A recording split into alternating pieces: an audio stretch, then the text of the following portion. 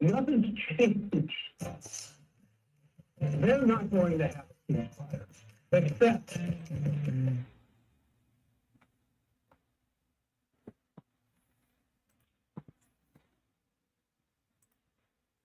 Good morning, everybody. You are listening to Global Affairs Unfiltered with me, Jack Stockwell. I'll be here for an hour this morning on the 18th day, I think, of August 2026. Oh, my goodness. My goodness. Never run out of things to talk about. Thanks, Paul, for sending me that information on that shooting yesterday at the LDS Chapel in Kearns, or Sunday, whenever it was, recent. It's just kind of a microcosm, isn't it, of world affairs, what is going on in our own communities and what is going on in our own lives. Is there anything going on in your life right now that's a reflection of what's going on this planet? Boy, there certainly is in my life. As though the universe is trying to tell me something.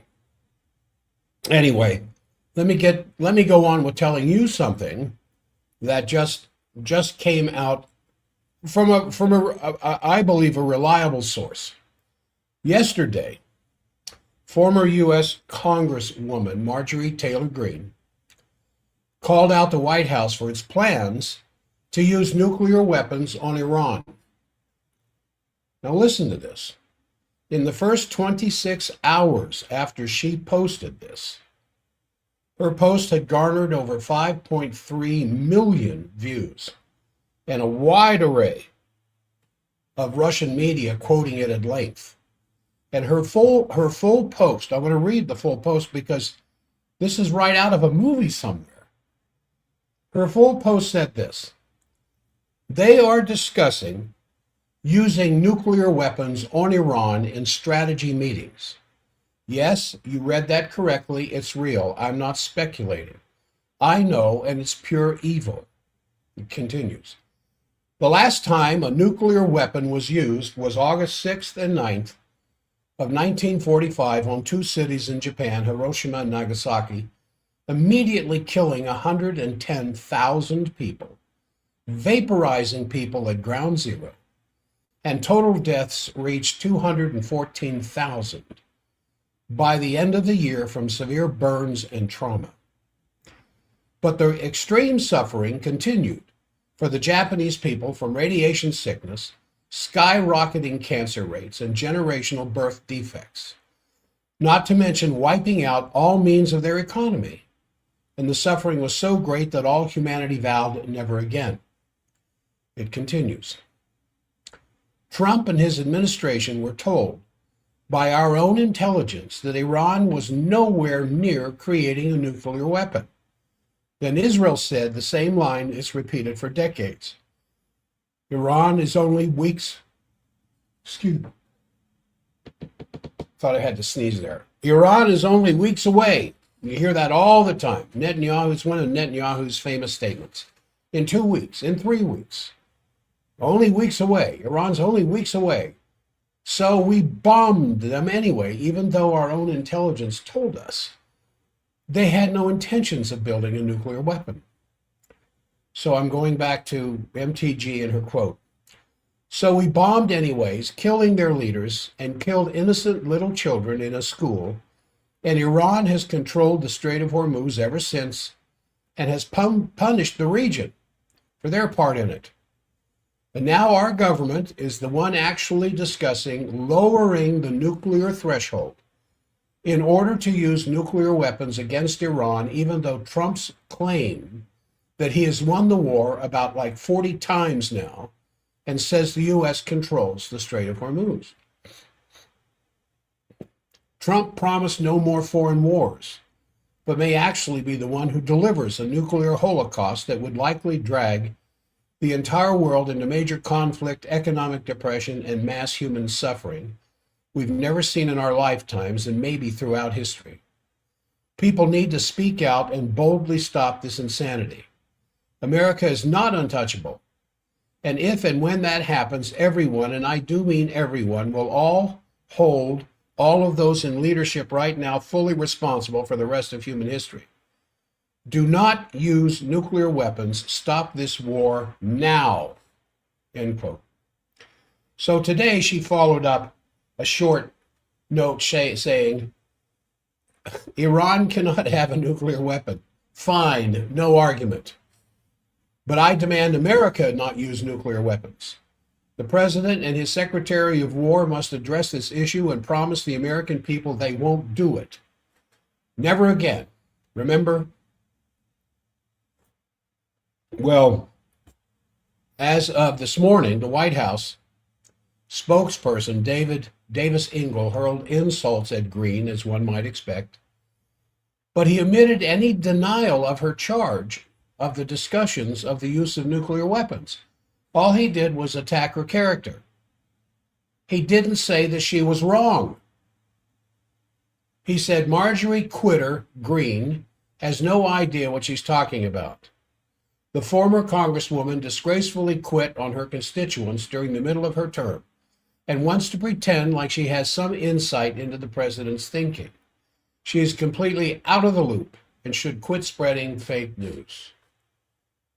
Well, what do you think? Now, former CIA analyst Larry Johnson, who's the source of a lot of my information, underscored the importance of the interview given by Russian Foreign Minister Lavrov just recently, which was published on the Foreign Ministry website, in English if you want to read it, has partly covered, his article is called, Hey, Mr. Trump, Are You Paying Attention?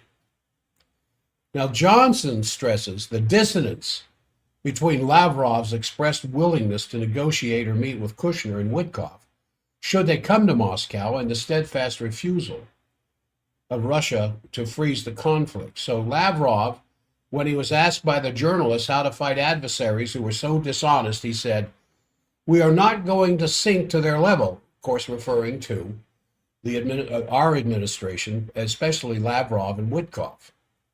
We're not going to sink to their level. Instead, we will adopt much harsher methods to destroy everything that enables the West to fuel Kyiv's war machine. Now, to be very clear, what he said was, he's saying if we were to suddenly stop at the line of contact, I suppose that means the front line. He said this would effectively betray the feats of our forefathers who defeated Nazism. This option is not on the table. We are talking about something that goes beyond ensuring that people can live in comfort. People are suffering. People are dying in these terrorist attacks. And this is a matter of our responsible attitude towards the millennia-long history of the Russian state.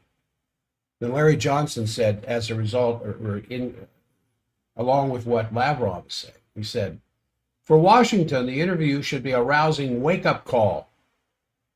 Lavrov reaffirmed in the strongest terms that Russia's price for peace has not dropped. A full settlement on Russian terms, not a ceasefire. And that Moscow intends to keep escalating its strikes on Ukraine's western lifeline while insisting that it's compatible with diplomacy. It also flatters the Trump-Kushner-Witkoff channel specifically, treating these envoys as the credible interlocutors, which, while dismissing the broader Western coalition and the sanctions track as obstacles. He said that's not an accident. It's an invitation to Washington to deal bilaterally over the heads of Kyiv and Europe on terms Moscow believes favors it. And why? For the same reason that Iran has control of the Strait of Hormuz. They won the war. And for the same reason that Lavrov can make these kinds of comments is because Russia essentially won the war. It's just a matter of cleaning things up. Now,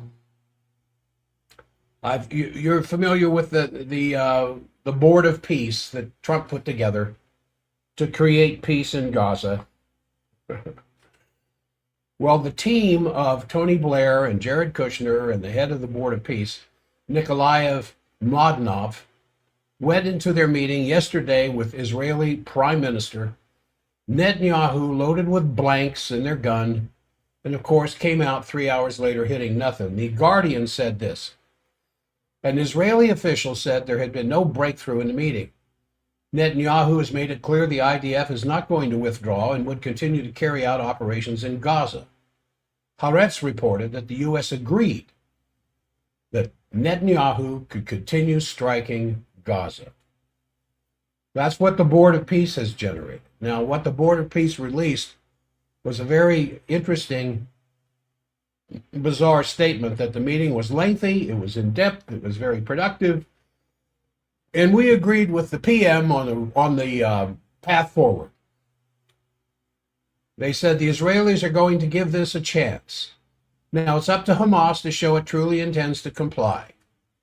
Well, completely omitted from this is that Israel is not even giving a chance to their agreement of October 2025. Netanyahu's office said this. Why is this important? Because this is the latest statement out of Netanyahu's office regarding Gaza and this ridiculous Board of Peace. So Netanyahu's office said this. The Prime Minister and Board of Peace had deep and constructive discussions. It was agreed to establish two working groups, one on disarmament and demilitarization of Gaza, which both Israel and the Board of Peace are determined should be prompt and completed before any reconstruction happens in Gaza. Now, you can imagine how Jared Kushner felt about that statement, because he's there, of course, to protect his billions investment into Gaza. As soon as they get rid of these people that Ben Gvir says are not even people, as soon as they get rid of them, he's got all these plans to turn it into an oasis. Well, a statement from the office on the face of it appears to be deliberately misleading. So, while we seem to be constantly on the edge of nuclear war, and the question is, can we avoid an escalating situation beyond the point where it's too late?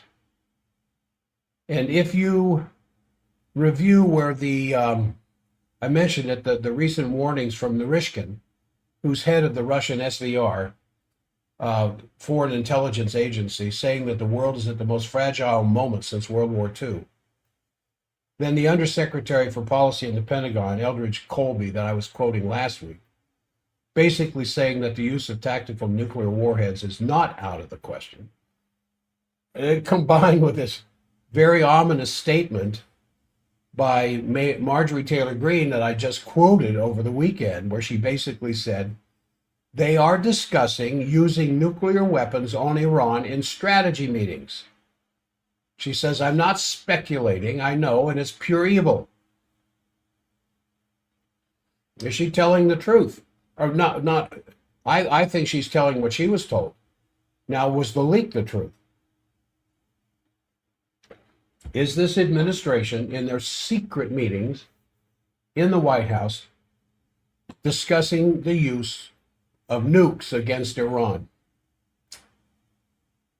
Now, I don't know if she has any real hard evidence to prove that or not. But in any case, in the context of the overall situation, it is unfortunately not to be excluded that this could actually be the case. And if you look at the buildup in the Western Hemisphere, in the Pacific, around Japan, the Middle East, the Ukraine, all these situations, probably some historians later on are going to be describing them as the early phase of World War III. And that would assume that there are any historians left to make a judgment like that. In any case, the Wall Street Journal put out an article that Russia could attack NATO before the end of the war. And they put out the so-called new reports of U.S. Secret Services after Tulsi Gabbard, mind you, resigned. I mean, she had obviously, while she was in the office, always said the contrary. So the situation in Ukraine, for sure, is moving towards a point of decision because the Russian military has basically cut off Ukraine's access to the Black Sea that I was talking about yesterday. The drone warfare in both directions is still going on. Lavrov basically said that Russia would intensify its military campaign in the Ukraine and destroy every effort of the West to sustain Kyiv's war effort. Lavrov just said that in the last few days. We will destroy any effort by the West to sustain Kyiv. Then there was this article in the Washington Post over the weekend. Nuclear weapons guardrails are slipping away, how to stop Armageddon, where they basically said that the world is sleepwalking into a nuclear arms race. The doomsday clock is at 85 seconds to midnight, the closest it has ever been to the symbolic hour of the apocalypse. You might be interested to know. So anyway, I'm just saying that the air is filled with such elements, and now the situation in the Middle East, or Southwest Asia naturally, is bigger than the Middle East, is that the Strait of Hormuz is de facto controlled by Iran. Now, that doesn't prevent Trump from claiming that it's controlled by the United States without any evidence to substantiate that. There's this very controversial article in Foreign Affairs, you can read this yourself, where Mr. Fuchs, who's now head of the George Soros Open Society Foundation, he used to be in the Obama administration, the Deputy Assistant Secretary of State in the State Department. And his area of expertise was East Asia and the Pacific. And he basically says that this was just published, that the failed war against Iran has given the long overdue impulse for a complete pulling out of the U.S. forces of this region. Or it should be that, he says, and basically that the altogether 43,000 American troops in that region would have become a major burden, and that because of the attack on these countries, these guest countries that host our bases, and the U.S. air bases, all the military installations, important local infrastructure, have been eliminated. This was in Foreign Affairs. All of our bases have been eliminated. And that obviously the U.S. presence is no longer protecting Arab countries, but has become a target for constant, ongoing, nightly Iranian attacks. So he's saying the U.S. needs to pull out of Southwest Asia immediately, completely. Now, the whole thing is very murky, and it's not clarified at all as to how far this is going to move or to what degree or depth or anything else, because you've got this so-called Mecca alliance now that I talked about yesterday, where Pakistan, Saudi Arabia, Turkey have signed in Mecca this alliance, which says an attack on one is an attack on all, like Article 5 of the NATO treaty. And supposedly, other countries in the region now are expressing an interest to join it. And it's been poo-pooed by several people that I give a lot of credit to, Scott Ritter, Larry Johnson, and others, who say it's nothing more than just a piece of paper between these countries. And what they refer to is that all of these ifs, there's so many ifs in there. Because what about the Pakistani-India relations, where earlier this year they almost came to full war? Is an attack in the Kashmir automatically causing this alliance to act? You know, what about the Saudi war with Yemen? Does it affect that? What about Turkey's role or membership in NATO? Does it affect that? So Johnson and Ritter were saying it's very iffy. It's just a piece of paper. You know, if Turkey was to be attacked by Iran, is that an Article 5 NATO treaty violation? Is Saudi Arabia and Pakistan going to come to Turkey's aid if they get attacked? based on the Mecca Agreement. So it's a very iffy question, but there is apparently in the background a very serious negotiation on the Iranian demand, which is expressed in the Memorandum of Understanding, which ran out 2 days ago. Signed on June 17th, that the United States would withdraw out of the region. And there are apparently many, many negotiations going on bilaterally, multinationally, to basically work on some new security architecture for this part of the world.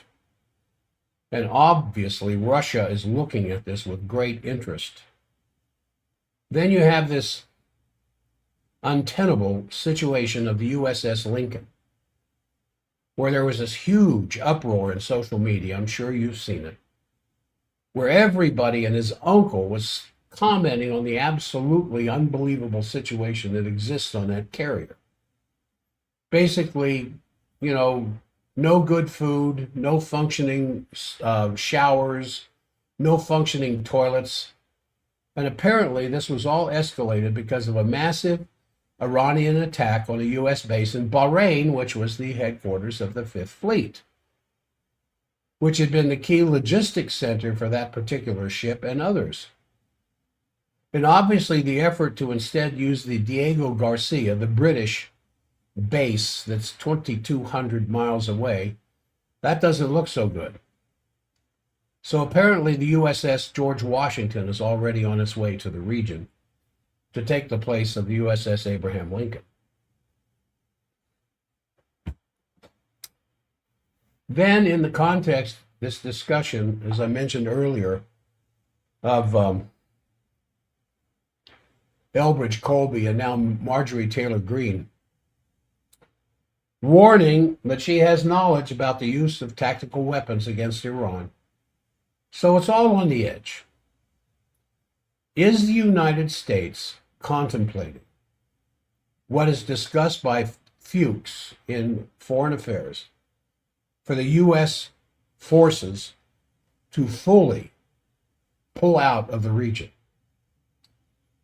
They can't use their bases.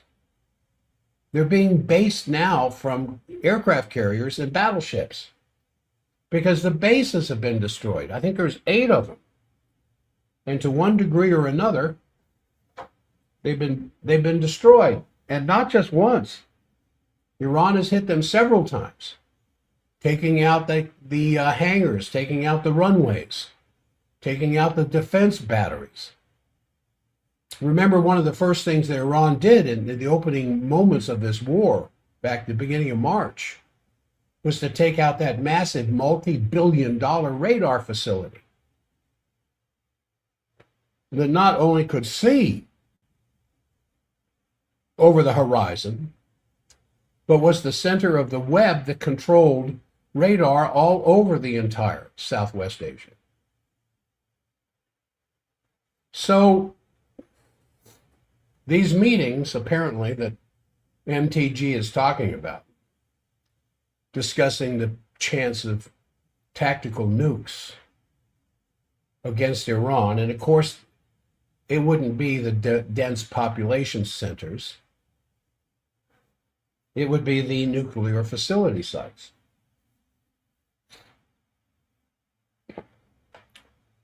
So if they were to use these tactical nuclear weapons against the so-called Iranian nuclear facilities, and in that way potentially catapulting all of us into global nuclear war, it's very difficult to say. Obviously, I think there's some more investigation that needs to be done on what Marjorie Taylor Greene is saying to see if she does have any more evidence, if there is any evidence in a case like this. Because she didn't reveal her sources. Well, obviously she's not. If it's true, if somebody that was present or privy to these meetings said this to her, she's not about to reveal her sources. In any case, now there's one more complicating element, if we didn't have enough. Apparently Washington, Washington is preparing to authorize the transfer of 70 Atacam missiles and other U.S.-made weapons from Turkey to the Ukraine, which has been attacked by Zakharova, of course, as an inevitable undermining of mutual trust between Washington and Ankara. So the picture's very multifaceted and very murky right now, and obviously many different countries have different interests in what's going on here. Although I think it's not to be excluded that this Mecca alliance between Pakistan, Turkey, and Saudi,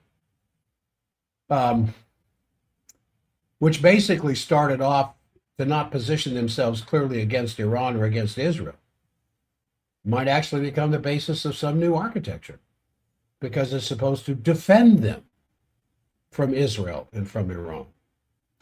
So in the discussions that occur out there in social media of different podcasters, different journalists, whatever, from the Middle East, they're actually talking to some degree about this extended oasis plan. I mean, that's clearly the answer to establishing peace and safety and security for the Middle East, to turn that desert land into a garden through massive water projects. I mean, you have to create conditions where all participants can see in some joint development something that is more in their interest than to have eternal war. Then there's reports, according to Axios, that there was an effort by the Trump administration to seek some back-channel discussions with the IRGC. And apparently this was started initially some time ago by Tulsi Gabbard. But there's still some discussion about that in the background. But naturally, one big problem will remain the situation with Israel,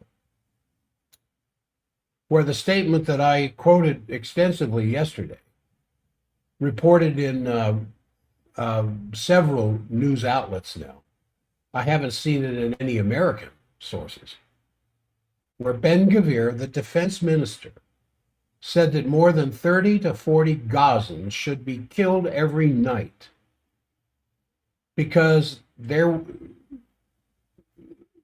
would be people who are not worthy of life. He said they shouldn't live. And then he said this: they're not even people. Now, I think it was Scott Ritter that said it's come full circle now, that the Israeli Jews are acting the way the SS was against them in Nazi Germany. And now the Israelis are acting this way towards the Palestinians. The defense minister said that the IDF should be killing 30 to 40 Gazans every night because they're not worthy of life. In fact, they're not even people. This was published in the Israeli press. Well, that problem remains. And there is a meeting between Kushner and Tony Blair and Netanyahu. Blair's on the board of peace. Anyway, it's a complete mess. And it remains the case that only some new paradigm could ever possibly make some new architecture viable. And how that evolves naturally depends to a very large extent on what's going to happen in our country, where the question for Trump is going to be, can he afford to stick to Netanyahu and everything that stands for, including the possible use of nuclear weapons? Or will he be concerned what's going to actually happen to the Republicans in the midterm? So there's a lot of flux there, and obviously a major breakthrough needs to be done. I like the fact that several of the podcasters who are a part of Judge Napolitano's podcast are supporting the Diane Sayre campaign for president. And of course, she's right out of the LaRouche organization, but she's gaining ground. And now even J.D. Vance, you don't hear too much about him anymore, do you? He's getting extremely concerned. Some of his recent statements where he's worried that because of the economic pressure facing Americans, more and more of the young Americans who voted for Trump, and Trump could not have gotten elected without them, are being driven towards socialism. Now, that's not the only reason why people oppose these policies. And then there's the big concern that ICE agents are being trained for the upcoming midterm elections. Why? Why would ICE agents be going through training, taking on more in their membership, being trained to do something during the upcoming elections? Now listen to this. U.S. Senator Elisa Slotkin, a Democrat from Michigan, is leading a group of senators trying to introduce legislation called Protect Our Polling Places Act, where she is trying to stop any deployment of federal agents or soldiers at polling places on election day. Now, it's not expected that this bill is going to make it out of the Senate Judiciary Committee, but it's clearly a concern in these circles about the state of affairs inside our country. Why would we need ICE, or soldiers for that matter, at polling places on election day? Now, you remember all the stuff that happened there in 2020 with the stuff leading up to the 2020 election, that there's overwhelming evidence, of course, that federal judges don't want to look at, that the election was in fact stolen. But remember how at these polling places, observers were not allowed to observe, especially if they were Republicans. Polling places are supposed to have observers present, representing the interests of all those parties or whatever else is involved in a particular election. Whether it's some state thing where you've got more than just Republicans and Democrats involved, or some national thing like federal election for the presidency. And you're supposed to have observers who can observe. And remember all of the reports at certain polling places, not everywhere, and then at counting places where ballots were counted, Republicans were actually barred from watching what was going on. But who did anything about it? Well, now there is a possibility under executive decree that ICE and U.S. soldiers will be present at these polling places. And so Senator Slotkin is trying to get this act passed, Protect Our Polling Places Act, that would prevent that from happening. But it's not going to get out of the Senate Judiciary Committee in time for the election. Who runs the Senate Judiciary Committee? The Republicans. Exactly. Can this become a constitutional issue? Now, try to remember behind all of this hysteria, all this warmongering, all this demonizing of the enemy, and Ben Gvir's comments that Gazans aren't even human beings,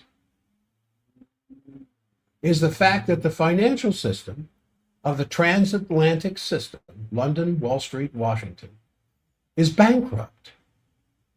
And the question of when the dollar is going to be replaced by some reserve currency is not out of, it's just, when is this going to happen? And one aspect where it seems clear is that China is now having, and you've heard me talk about China's investment in Africa and the Russian investment in Africa, where they're down there saying We want to partner up with you.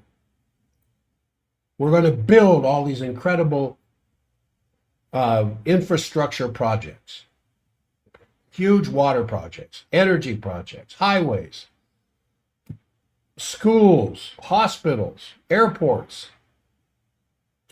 We'll build them.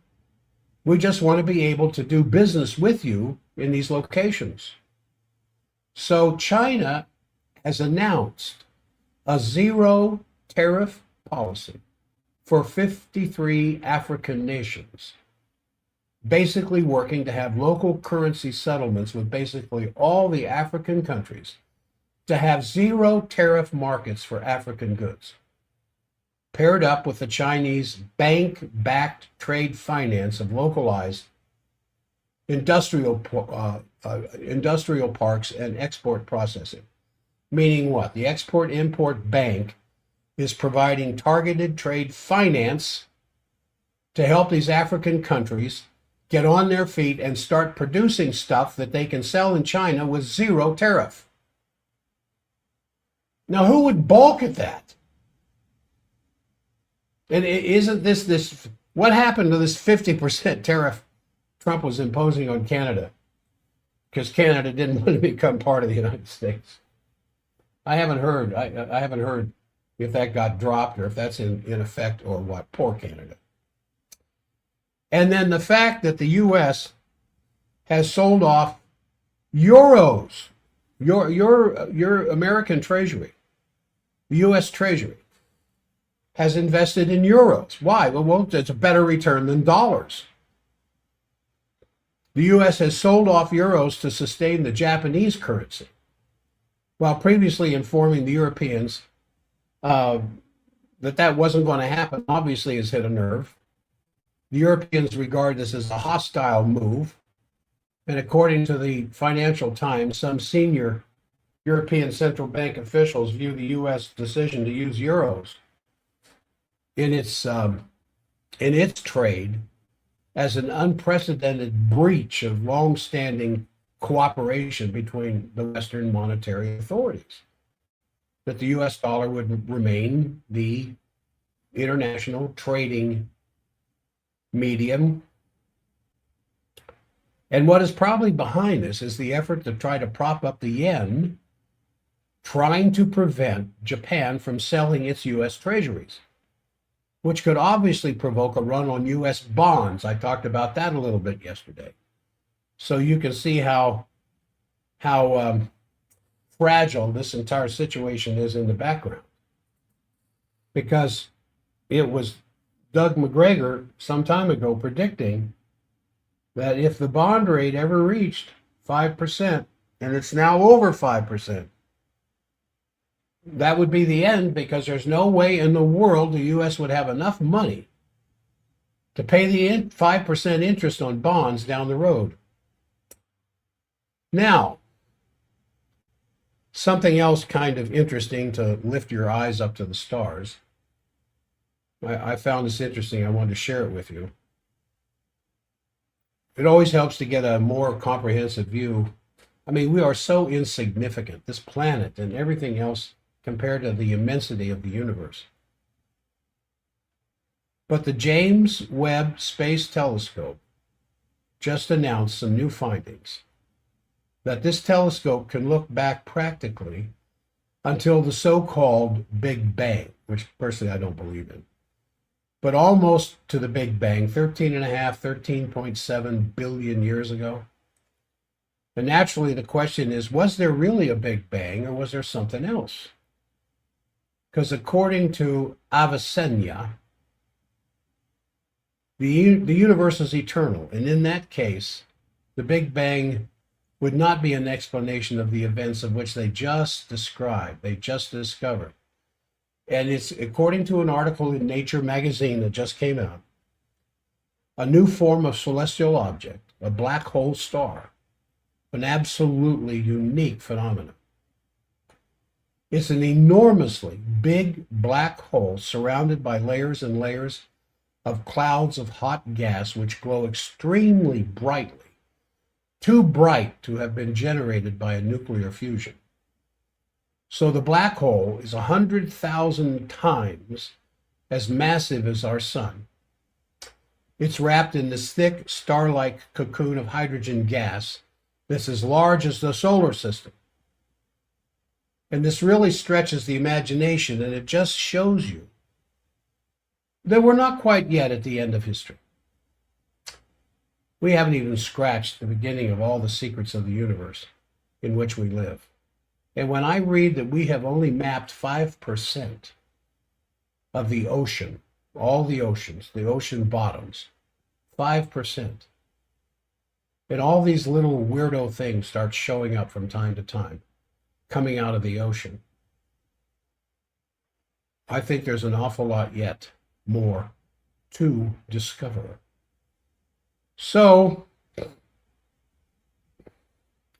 there are still some very beautiful concepts of mankind's existence on this planet that with a little push, a little bit more effort, we could stem the tide of these brutalistic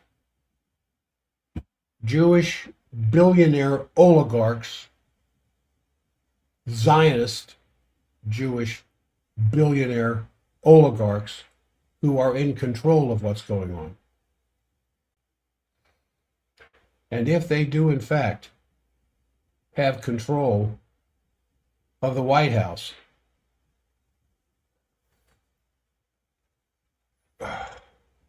well, I hope they don't. I hope that Trump still, at some point in the very near future, can tell these people to go to hell.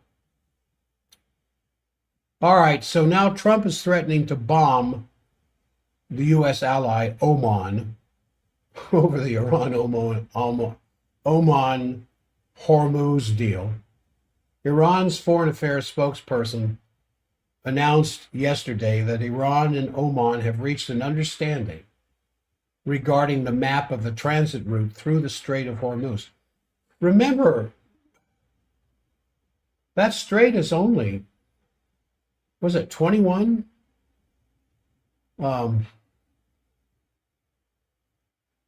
Which comes down to about 15 miles. 21 kilometers wide, or 21, 22, something like that, at its most narrow point. You know, that's closer than,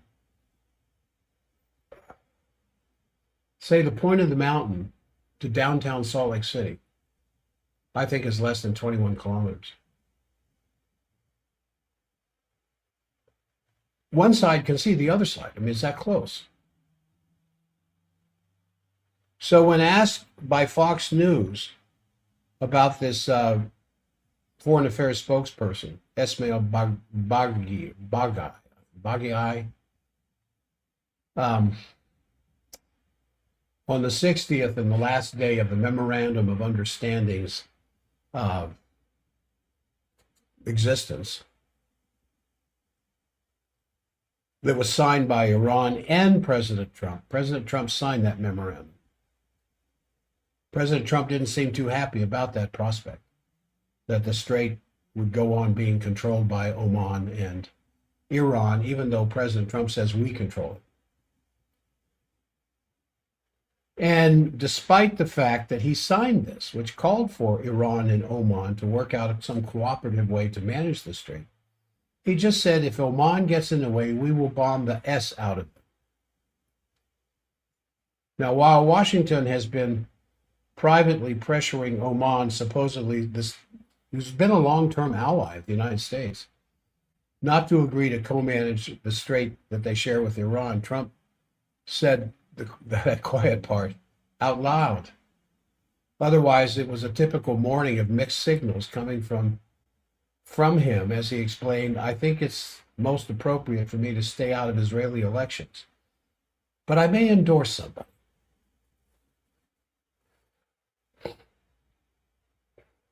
It's a never-ending entertainment source. What comes out of the Oval Office. The billionaires are kind of forming a uniparty, but I don't want to take time to go into that right now. There were a couple of other things I wanted to get into, and that was in my notes here. On August 14th, just a few days ago, the New York Times reported that Iran's destruction of the U.S. naval base in Bahrain, and remember, it was the biggest one over there, has forced the Navy to move its logistics hub for supporting its aircraft carriers to the British Indian Ocean territory of Diego Garcia, some 2,200 miles from the Gulf of Oman where the carriers are operating. Now, 2,200 miles, that's about the distance from here to Washington, D.C. That's how far this wall of steel that President Trump talks about outside the opening of the Strait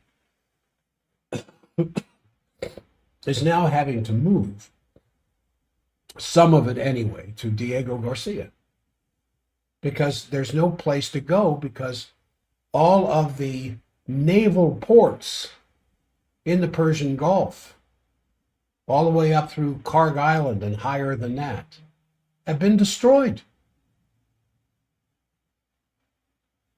And so the loss of this hub in Bahrain has contributed to a host of reported problems on the carriers that's supporting the operations against Iran.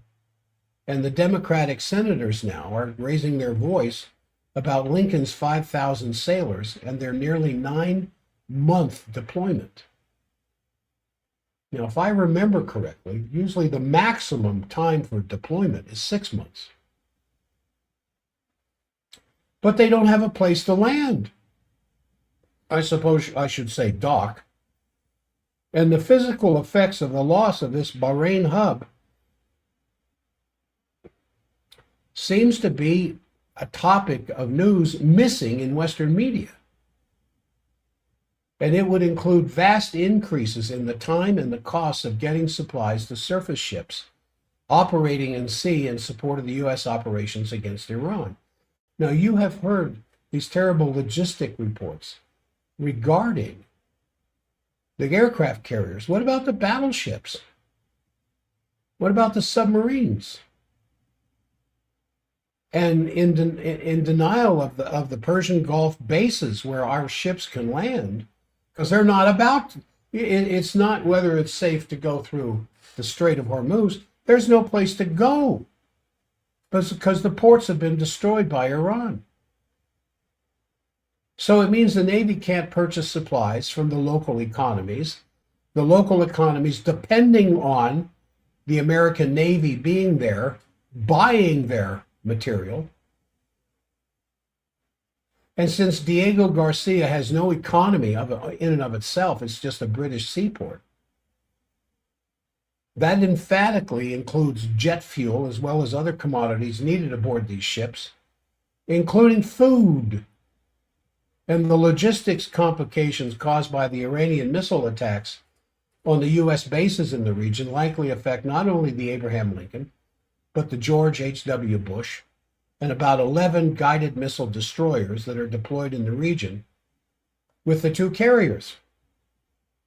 So 2 days later, after that announcement, Iranian Army Commander Major General Amir Hatami warned that the best thing the U.S. military could do is to get out of the Southwest Asian region because Iran will not allow it to reestablish the bases. We bombed them, we destroyed them, you are not going to rebuild them because we will bomb you if you do. So who won the Israeli-U.S. war? So he argued that the Americans have effectively been expelled from the region and would no longer be allowed to enter the Persian Gulf, the Sea of Oman, or the Strait of Hormuz. Your destiny here is over. Now, I wanted to talk a little bit more about something that's very difficult for me to believe a national government could actually do. But I've already mentioned, I mentioned it yesterday, I mentioned it earlier in the program today. I'll probably finish with this. Is that Israel's national security minister, Itamar Ben-Gvir, has succeeded in having his police forces take over all the security matters in the West Bank away from the IDF. It's like the SS taking over security matters from the Wehrmacht. And up to now, the IDF has traditionally handled law and order in the West Bank because the territory is under military administration, even though they're not there, they're there illegally. And while the Israeli police are responsible for civilian law enforcement inside Israel itself, and while the IDF has worked with the illegal violent settlers, the illegal Israeli settlers with a wink and a nod, Ben-Gvir's police force now is going to go in with violence. And just yesterday, he had invoked the Nazi standard of Leben zum Vertus Leben. Leben zum Vertus Leben. People not worthy of life, is what that means. Who now need to be assassinated by dozens every night. This is their defense minister saying this publicly in Israel. These people are Lebens Vertus Leben. People not worthy of life. So he's in the fight with some of the members of the IDF over their timid actions to stop these violent, rampant violence. On Friday, he announced that in the next 2 weeks, the plan for transferring authority from the IDF to Ben-Gvir's police will be presented. I wonder what kind of a name they're going to come up with for them. Because it's essentially the SS. I mean, Ben-Gvir said, all responsibility for enforcing civilian matters and maintaining law and order will be transferred to his police.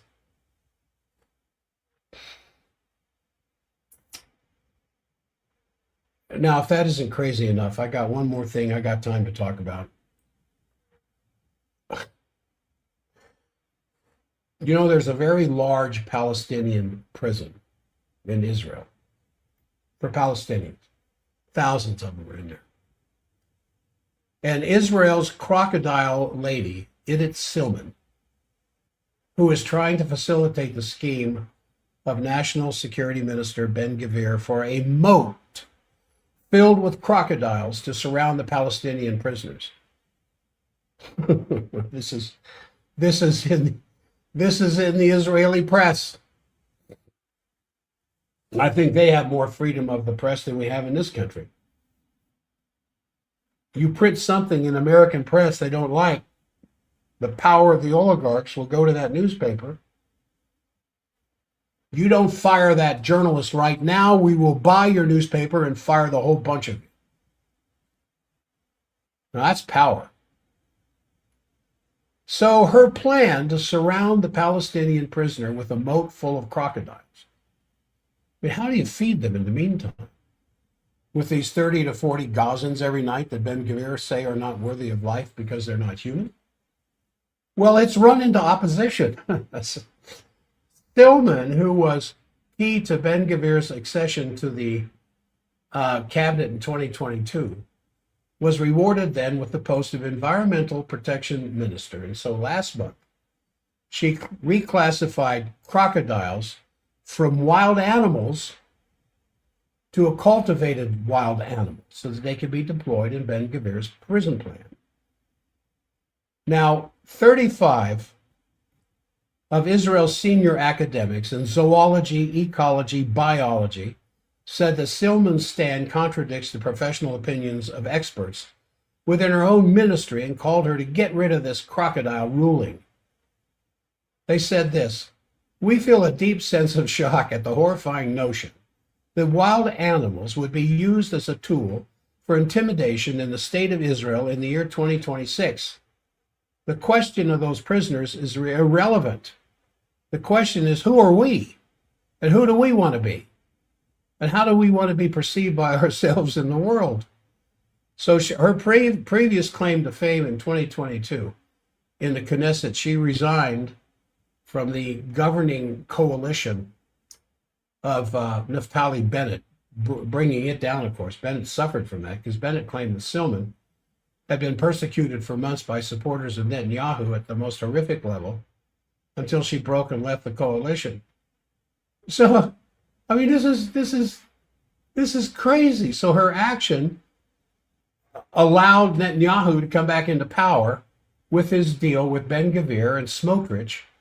And as a result, Silman got a cabinet post, and now she wants crocodiles in a moat surrounding the Palestinian prison. This is just, if I had read that on the internet, some post somewhere, it would have further confirmed my belief that you can't trust anything on the internet. But there's a history behind this. As she was working for Bennett, and Bennett has a very good chance of winning the election in September in Israel, ousting Netanyahu. Oh, my goodness. I mean, when's September? That's 2 months away from now. Just 2 months away from now. My goodness. All right, we're kind of coming towards the end of the program. Again, I have some openings if I can help people with pain.